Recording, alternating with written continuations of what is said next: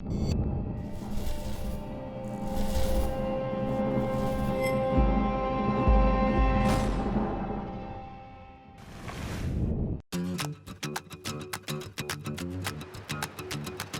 Mark, for 35 years, people have been chasing the record, the state record largemouth bass, which is caught on Woods Creek Lake. And you broke it last week. I know, it's 35 years. I've only been alive for 24. I'm pretty fairly young. I never thought that I would ever do it. You know, and the interesting thing is the largemouth bass is probably the most sought after sport fish, freshwater fish, in the United States. Millions and millions of dollars are spent, billions of dollars are spent trying to catch them. And you come out here in your local community lake, this is open to the public, and you catch a fish that weighed what? 14.9 pounds. 14.9 pounds. Now for a person who says, hey, I caught a 14-pound fish in the state of Kentucky, that is astronomical. And then to hear that you've actually caught a couple fish that were fairly close to this in the past, out of this same body of water. The one that I caught last year was a 13.8. People claim that it's the same fish from last year. Whether if it is, I don't know. So you caught a 13-pound, 8-ounce fish and took it and then released it back into the lake. Yeah. Did you weigh that fish? I mean, did you, on a certified scale, did you know how close you were to the state record then? It was on a digital scale. Once I weighed it and went online and seen what it was, I was fairly close. Okay. You decided out, I'm just gonna turn this thing loose, and you know, you're a hunter as well. You can't kill a 4-year-old deer if you shoot a 3-year-old deer, right? Yeah. Kind of works with fishing the same way. You caught a trophy fish by anyone's standards. Any location, it doesn't matter where you caught it, I don't care if it's Texas, Mexico, wherever. You released it, and lo and behold, you come back the next year and catch a bigger fish, and now you have this current state record. Yeah, it's something else. Like I said, I never thought that I would, but I'm like any other fisherman out there who just loves the fish. So take me through the day you catch the fish. It was Good Friday, right? Yeah, it was Good Friday. You came down here with your wife and you got a 9-month baby, right? And you walked down over the bank, right here by the fishing pier, and tell me what happened. I had just got off work, and I walked up to the bank, and I seen one that was fairly decent. And that's a decent sized fish. I mean, it's about 4.5, 5 pounds. And once I walked up to the bank, it was the first cast. I fished it out, and then once I brung it in, it nosed down on it. And before it could pick it up and it got too close, the 14.9 pounders, it came in from the deep, and it looked like a big log. So you walk in here, you see a fish, you're like, wow, that's a big enough fish to at least, you're not gonna walk past it without making a cast. I'm gonna try to catch this fish. And you flip out there and it comes up and shows some interest, and then all of a sudden, bam, something much, much bigger comes in and just takes it. It surprised me. It did. So when it came up and initially hit it, did you know immediately that it was going to take it? Did you immediately set the hook, or did you wait for your line to run? How did that work out?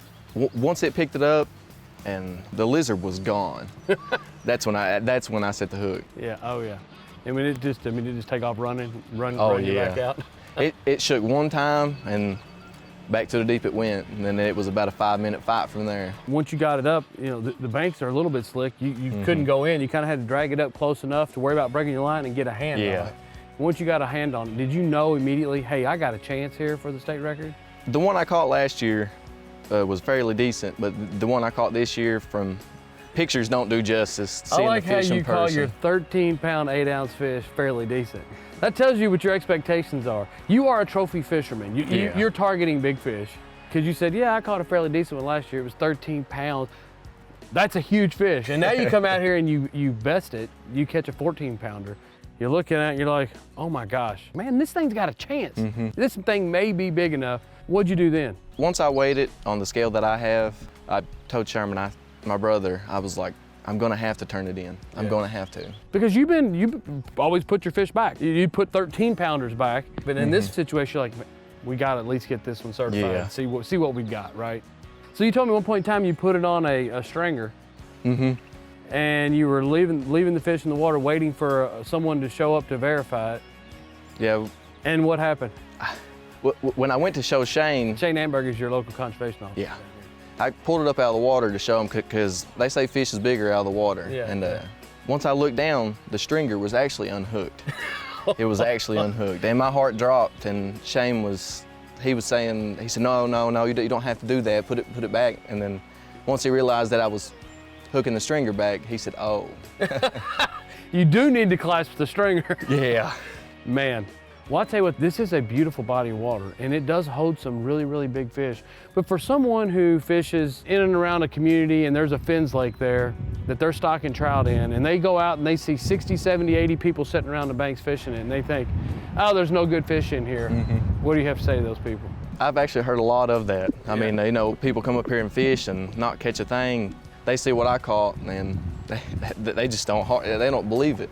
These type of lakes are perfect because if you say you just got off work, you got 2 hours or 3 hours to kill, bring the family along, run out here, you don't have to mess with the boat, and bam, land a state record. You'll never know what you catch on that first catch. First cast of the day. You know, they always say that if you catch a fish on your very first cast, that people say it's bad luck.